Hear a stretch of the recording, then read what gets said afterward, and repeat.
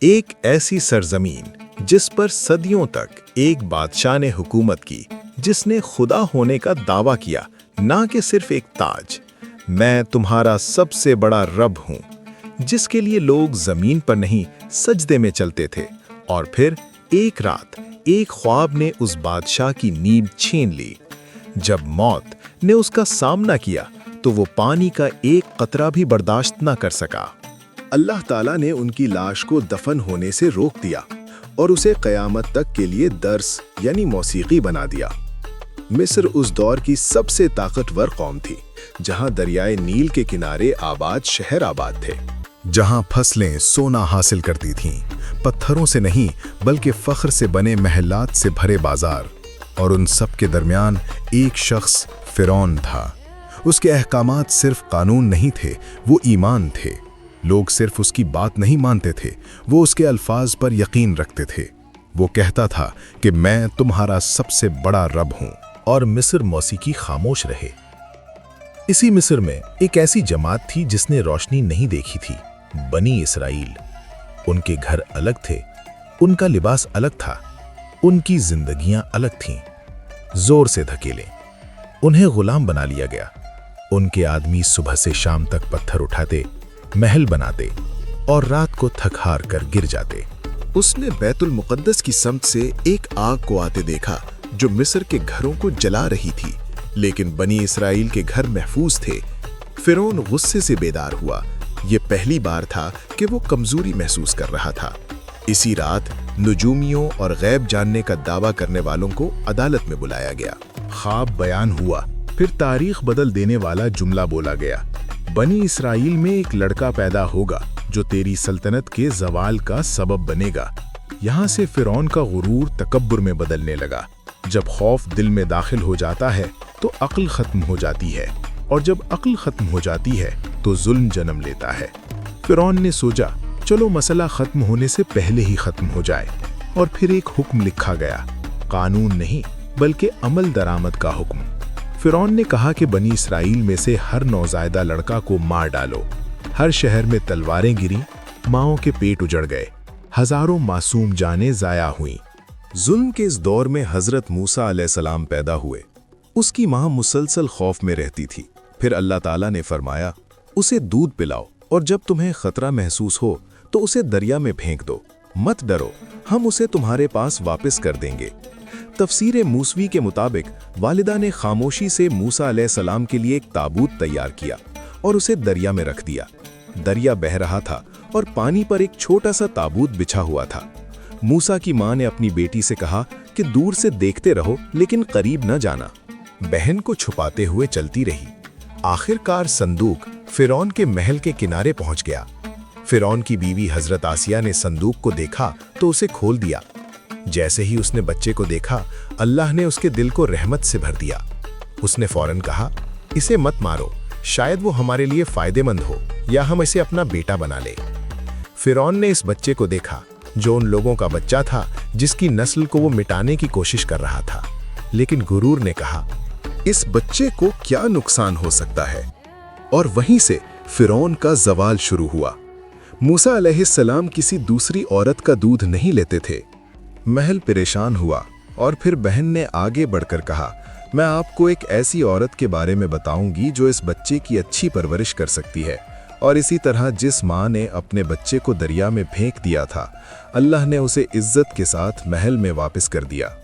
وقت گزرتا گیا اور موسیٰ علیہ السلام بڑے ہو گئے۔ اللہ تعالیٰ فرماتا ہے، اور جب وہ اپنی پوری قوت اور سمجھ کو پہنچ گیا، ہم نے اسے حکمت اور علم عطا کیا۔ ایک دن موسیٰ علیہ السلام شہر میں آئے اور وہاں دو آدمی لڑ رہے تھے، ایک بنی اسرائیل کا اور ایک مصری۔ بنی اسرائیل کے آدمی نے آواز دی اور کہا، میری مدد کرو۔ یہ آواز سیدھی موسیٰ علیہ السلام کے دل تک گئی۔ موسیٰ علیہ السلام آگے بڑھے، اس نے ایک گھونسا مارا اور مصری زمین پر گر گیا اور دوبارہ نہ اٹھا۔ موسیٰ علیہ السلام نے سمجھا کہ یہ قتل ہے اور اللہ سے معافی مانگی۔ اللہ کہتا ہے، پھر ہم نے ان کو معاف کر دیا، لیکن مصر نے معاف نہ کیا۔ شہر میں آگ لگ گئی، دربار میں ہنگامہ ہوا، فرعون کا چہرہ سرخ ہو گیا۔ موسیٰ کو قتل کرنے کا حکم آیا۔ शहर की दूसरी तरफ से एक शख्स दौड़ता हुआ आया और कहा कि सरदार तुम्हें कत्ल करने की साजिश कर रहे हैं। यहाँ से निकल जाओ। मूसा अलैहिस्सलाम ने पीछे मुड़कर नहीं देखा। कोई माल नहीं, माल और अल्लाह का खौफ सिर्फ ईमान के दरमियान ही रह गया, और कहा कि वो शहर के दरमियान गर्मी की उम्मीद रखते हैं। मूसा अलैहिस्सलाम की प्यास और सिर्फ एक ख्वाहिश दुआ, ऐ मेरे रब मुझे जालिमों से बचा और अपनी हिफाजत में ले। आखिर मूसा अलैहिस्सलाम मदियन पहुंच गए। शहर के बाहर एक कुआं था जहां मर्द जानवरों को पानी पिला रहे थे और दो लड़कियां कुछ फासले पर खामोश खड़ी थीं। मूसा अलैहिस्सलाम ने पूछा कि तुम दोनों कुएं से पानी क्यों नहीं निकाल रही? उन्होंने जवाब दिया, हम उस वक्त तक इंतजार करेंगे जब तक मर्द नहीं चले जाते और हमारे वालिद बहुत बूढ़े हैं। मूसा अलैहिस्सलाम अकेले आगे बढ़े, उनके जानवरों को पानी पिलाया और चले गए। फिर एक दरख्त के साए में बैठकर अर्ज किया कि ऐ मेरे रब, जो कुछ तू मुझे अता करे मैं उसका मोहताज हूँ। थोड़ी देर बाद एक लड़की उनके पास आई और कहने लगी कि मेरे वालिद आपको शुक्रिया अदा करने के लिए बुला रहे हैं। वो बुजुर्ग हजरत शुएब अलैहिस्सलाम थे। अक्सर मुफस्सरीन के मुताबिक मूसा अलैहिस्सलाम ने अपनी पूरी कहानी बयान की। हजरत शुएब अलैहिस्सलाम ने फरमाया, डरो नहीं, अब तो जालिमों से महफूज है। शुएब की बेटी ने कहा, अब्बा इसे नौकरी पर रखो, वो मजबूत और काबिल एतमाद है। शुएब ने कहा, मैं अपनी बेटी की शादी तुमसे करना चाहता हूँ, शर्त यह है कि तुम 8 साल मेरी खिदमत करो और अगर 10 साल पूरे करो तो ये तुम्हारी मर्जी है। मूसा ने कबूल किया। ये 10 साल कोई आम साल नहीं थे। बकरियां चराना, तन्हाई, सब्र और रहम। मिस्री शहजादा अब चरवाहा था और अल्लाह वहां से नबी बनाता है। जब मुद्दत पूरी हुई तो मूसा अपनी बीवी के साथ मिस्र रवाना हुए। रात ठंडी थी। फिर मूसा ने एक दूर पहाड़ पर रोशनी देखी और अपनी बीवी से कहा कि वो वहीं इंतजार करे जब तक वो आग लाए या रास्ता पूछे, लेकिन ये आग नहीं थी। जब मूसा करीब पहुंचे तो आवाज आई कि ऐ मूसा। मूसा का जिस्म कांप रहा था। मैं तुम्हारा रब हूं, अपने जूते उतार दो। आप मुकद्दस नमाज में हैं, मैंने आपको चुना है। अल्लाह ताला ने फरमाया, फिरौन के पास जाओ, वो सरकश हो गया है। तुम्हारी लाठी निशानी है और हमने इसमें एक खास ताकत रखी है। मूसा अलैहिस्सलाम ने कहा, ए रब, ये मेरी जबान पर पड़ गया है, मेरे भाई हारून अलैहिस्सलाम को मेरा मददगार बना दे। अल्लाह ने फरमाया, तुम्हारी दुआ कबूल हो गई। और फिर मूसा अलैहिस्सलाम अपने भाई हारून अलैहिस्सलाम के साथ फिरौन के महल में गए। फिरौन फौरन तकब्बुर से मुस्कुराया और कहने लगा, तुम्हारा रब कौन है? मूसा ने जवाब दिया कि मेरा रब वही है जो जिंदगी और मौत देता है। फिरौन ने गुस्से से कहा, तुम हमारे साथ खेल रहे हो, मुझ पर साबित करो। मिस्र के सबसे बड़े जादूगर कहलाते थे। उन्होंने रस्सियां फेंकी और लोगों को सांप नजर आने लगे। लोगों के दिल कांप उठे, लेकिन मूसा ने महज लाठी को उठाया, उसे जमीन पर रख दिया और वो एक हकीकी अजदहा बन गया। ड्रैगन ने जादूगरों के जाली सांपों को निगल लिया। जादूगरों ने कहा, ये जादू नहीं, ये अल्लाह की कुदरत है। वो सब सजदे में गिर गए। फिरौन का गुरूर और बढ़ गया। उसने पुकारा, ये सब झूठ है, मैं अकेला ही मेरा रब हूँ। कुरान कहता है कि वो जुल्म में घिरा हुआ था और फिर अल्लाह के अजाब का इंतजार करने लगा। अल्लाह ताला ने फिरौन और उसकी कौम पर अजाब की पहली निशानी भेजी। मिस्र की सरजमीन पर एक खौफनाक तूफान आया। ये सिर्फ पानी की लहर नहीं थी, ये अजाब का अजाब था जिसने उनकी फसलें तबाह कर दी। वो डूब गए और उनके जरिया माश का सफाया हो गया।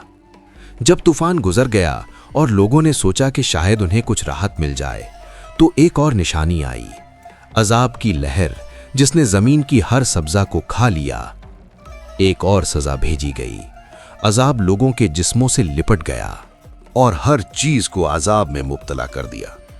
हर लम्हा उन्हें याद दिलाया कि फितरत अल्लाह की तरफ से है, तुम्हारी हुआ नहीं।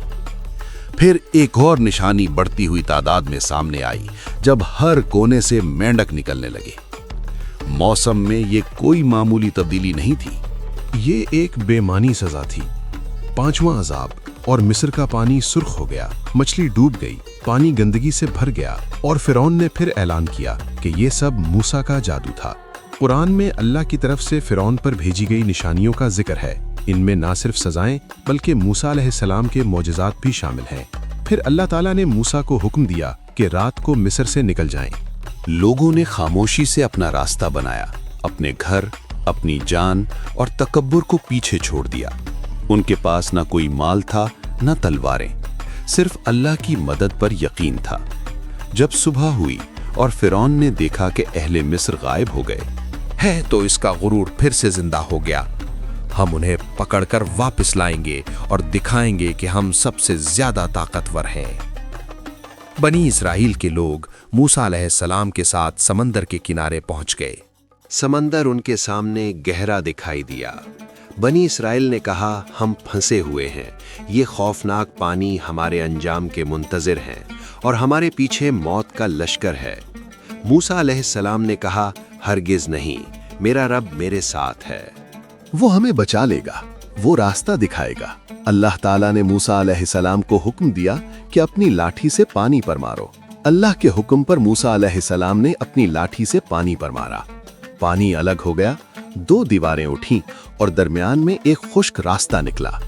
लोगों ने पुकारा और बनी इस्राइल का ईमान मजबूत हो गया और वो उस रास्ते पर चलने लगे। ये अल्लाह का मौजज़ा है। फिरौन और उसकी फौज ने वो रास्ता देखा। हमें कोई नहीं रोक सकता। उसने अपने घोड़ों और घोड़ों के साथ पानी के जरिए दीवारों को उबूर किया। उसका गुरूर इतना गहरा था कि वो निशानियां सच्चाई को जाहिर करने के बाद भी बाज नहीं आते थे। जब बनी इस्राइल का आखिरी शख्स भी समंदर उबूर कर गया, तो अल्लाह ताला ने पानियों को हुक्म दिया कि वो दोबारा मिल जाएं और समंदर को बंद कर दें। और इसी तरह पानी घर की तरह कम हो गया। लहरों ने फिरौन और उसके लश्कर को चारों तरफ से घेर लिया। हर घोड़ा और हर सिपाही डूब गया। जब उसका आखिरी लम्हा आया, फिरौन की आंख खुल गई और उसने कहा कि मैं उस खुदा को मानता हूं जिस पर बनी इस्राइल ईमान लाए थे, लेकिन इस वक्त उनका ईमान कबूल नहीं हुआ। अल्लाह ने फरमाया कि आज हम तेरे जिस्म को बचाएंगे ताकि ये सबके लिए इबरत का काम करें। फिरौन की बीवी हजरत आसिया का जिक्र कुरान में आया है।